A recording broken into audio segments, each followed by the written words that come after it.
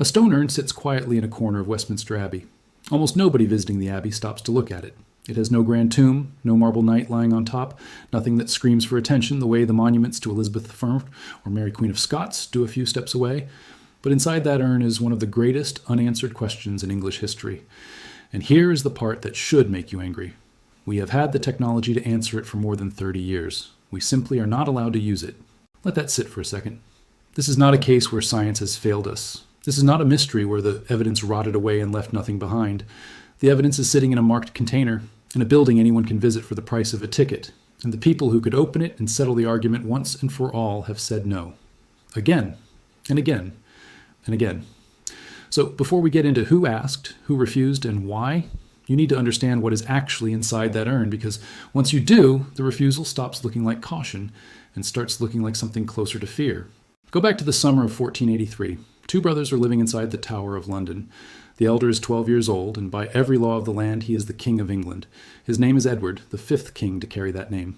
His younger brother, Richard, is 9, a duke, the spare heir, a small boy standing in the shadow of an enormous inheritance. Their father, King Edward IV, has just died without warning, and the throne has passed, on paper at least, straight to the 12-year-old boy. Standing between that boy and the crown is his uncle, a man trusted for years, a soldier, an administrator, someone the old king believed in enough to name him protector of his sons. That uncle's name was Richard, Duke of Gloucester, and within a matter of weeks, everything changed. The boys were declared illegitimate. Their parents' marriage was picked apart and ruled invalid over a supposed earlier engagement, a legal technicality convenient enough to erase 2 children from the line of succession overnight. With the boys legally wiped out of the picture, the crown that should have belonged to a 12-year-old landed instead on the head of his uncle. He became Richard III. The 2 boys were moved deeper into the tower. Sightings of them grew rarer. There are accounts of people seeing them practicing archery in the gardens in the early weeks, laughing, still boys, despite everything. And then the sightings stopped completely.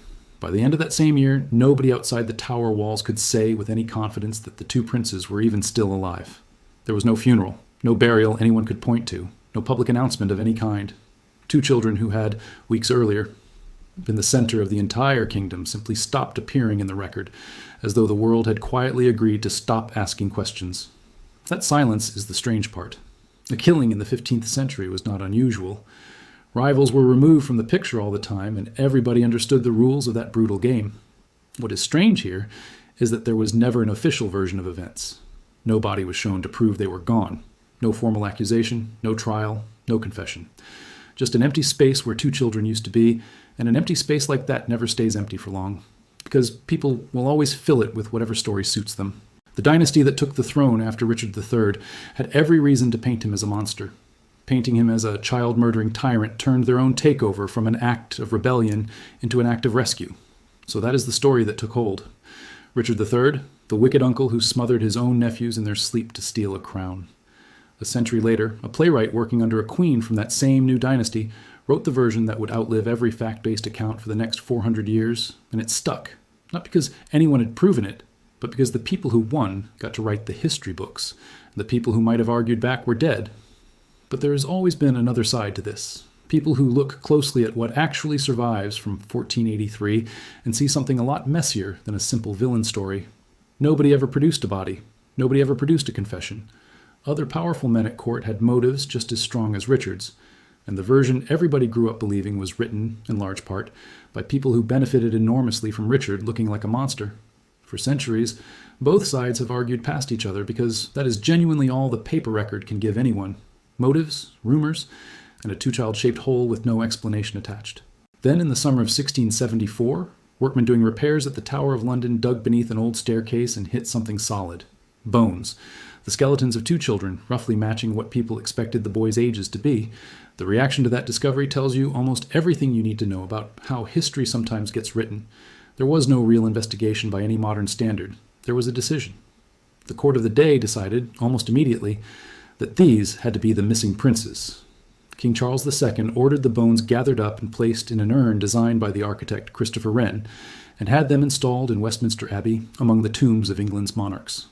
The urn carries an inscription stating, as plain fact, something nobody at the time could actually have proven, that these were the murdered sons of Edward IV, killed on the order of their treacherous uncle. Case closed as far as the Crown was concerned, and there the bones sat, unopened and unquestioned, for the next 259 years. Sealing a story in stone does not make it true. It only makes it harder to challenge. In 1933, someone finally challenged it. The Dean of Westminster at the time allowed the urn to be opened, and 2 doctors were permitted to examine the remains, the first real scientific look anyone had taken at these bones in nearly 3 centuries. They measured what they could, photographed what they could, tried to estimate ages from bone growth, and noted a stain on one skull that some read as a possible sign of suffocation. When they finished, they announced with a confidence that looks almost embarrassing in hindsight that, yes, these were almost certainly the 2 princes, almost certainly around the right ages, almost certainly murdered. Here's the detail that matters for everything that comes after. That 1933 look inside the urn remains, to this day, the single most thorough scientific examination anyone has ever been allowed to perform on those bones. And by any modern standard, it was deeply limited. The 2 doctors could not reliably determine the sex of either skeleton because the techniques for doing that from bone alone simply did not exist yet in a reliable form. They could not pin down exact ages with any real precision. They could not even establish for certain that the 2 children were related to one another, let alone related to a king. They took the best measurements available to medical science in 1933, made an educated guess, and sealed the urn back up. That guess became, and largely remains, the entire foundation of the claim that these are the lost princes. Everything the public believes about those bones traces back to an examination performed years before anyone understood the structure of DNA, before anyone had heard the word chromosome used the way we use it now, back when forensic science mostly meant a careful eye and a measuring tape. And here is the part that has driven historians half mad for the past 3 decades. Everybody knows exactly what would settle this.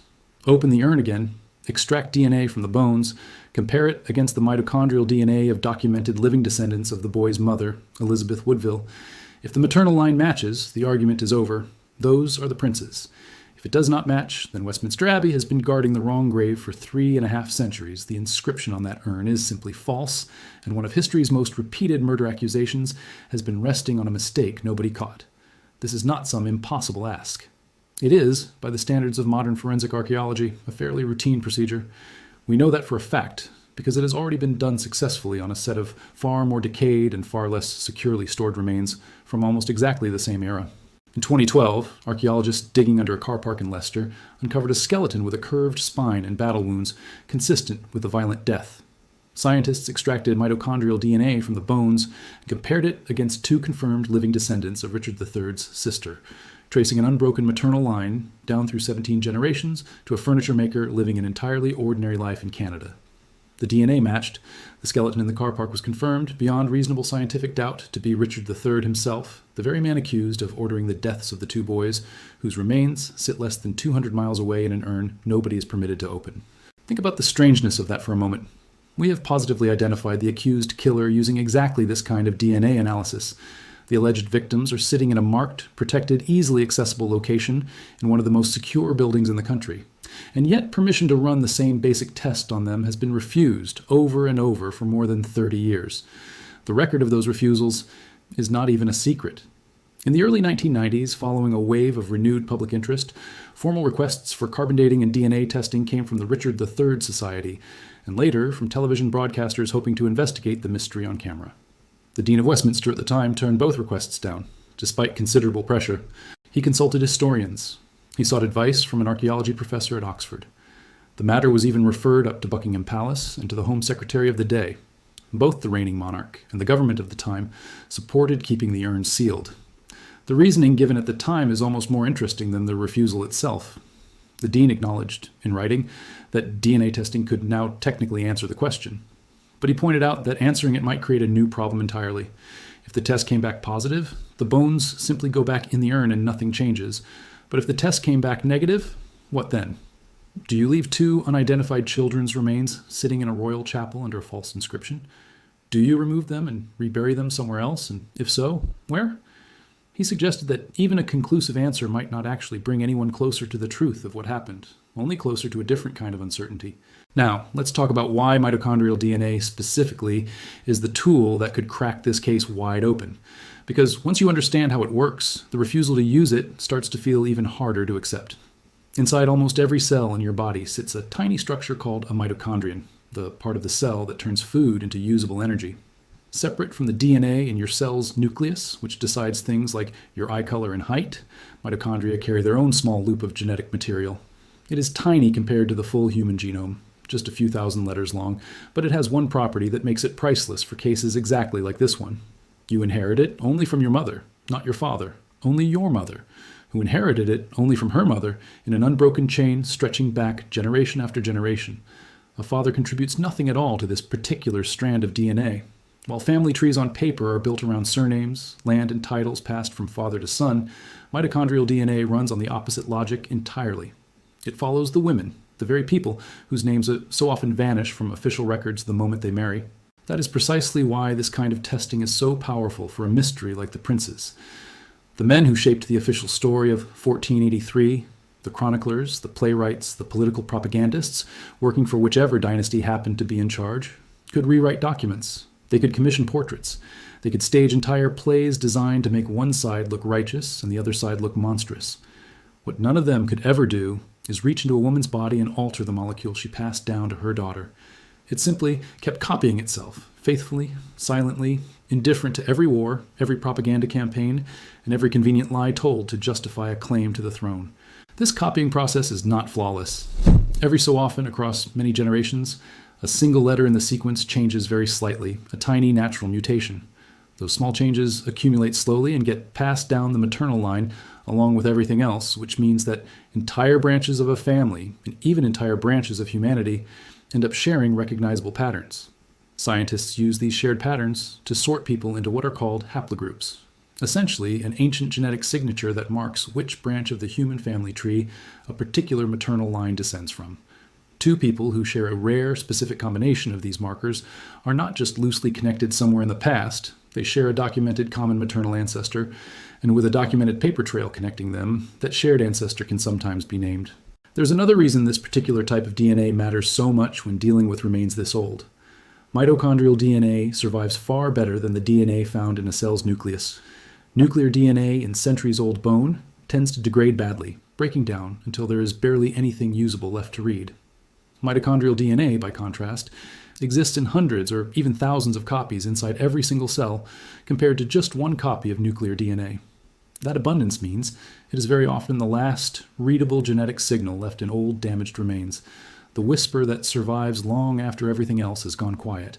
If the bones sitting in that Westminster Abbey urn really do belong to the two princes, then somewhere inside what remains of them is a mitochondrial signature that should match, letter for letter, the signature carried today by any documented descendant of their mother, Elizabeth Woodville, through an unbroken line of daughters. Elizabeth Woodville was a commoner whose marriage to King Edward IV scandalized the court of her day, a woman who lost 2 sons to the Tower and had to keep living in a world that offered her no answers either. She passed her mitochondrial signature to every one of her children, sons and daughters alike, but only her daughters could carry it forward to the next generation. Trace that maternal thread far enough, daughter to daughter to daughter, ignoring every son, every surname change, every title along the way, and in theory, you eventually arrive at a documented living person carrying the exact molecular signature the two princes would have carried the day they disappeared. Genealogists researching the wider Woodville family tree have already identified plausible maternal line descendants alive today, in exactly the same way researchers traced Richard III's own maternal line to a furniture maker living an ordinary life in Canada. The living end of that thread is not some impossible fantasy. In principle, it is findable, and parts of it likely already have been found by genealogists working independently of any official investigation. Which brings us back to the same maddening fact. The science needed to answer this question is not experimental. It is not theoretical. It is the exact same well-established method that positively identified a king under a car park in Leicester in 2012. We are not waiting on some future breakthrough. We are waiting on a signature on a piece of paper. So why does this matter beyond simple curiosity? Because what is being protected here is not really a scientific uncertainty. It is a 500-year-old story that a lot of very powerful institutions have built a great deal on top of.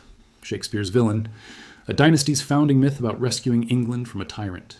Centuries of paintings, plays, and popular memory, all resting on an educated guess from 1933 that has never once been properly tested against modern science. Opening that urn does not just risk identifying 2 children. It risks unraveling a story that has been treated as settled fact for so long that almost nobody realizes it was never actually proven at all. And there is something else worth sitting with.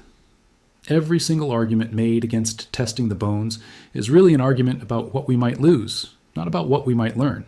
We might lose a tidy story. We might lose the comfort of a settled villain. We might lose the ability to say, with total confidence, exactly how one of England's most famous crimes played out. None of the objections raised over 3 decades have ever really been about whether the science works. We already know it works. We proved that under a car park in Leicester. The objections have always been about what happens after we know. Meanwhile, 2 children who disappeared more than 5 centuries ago are still technically unidentified.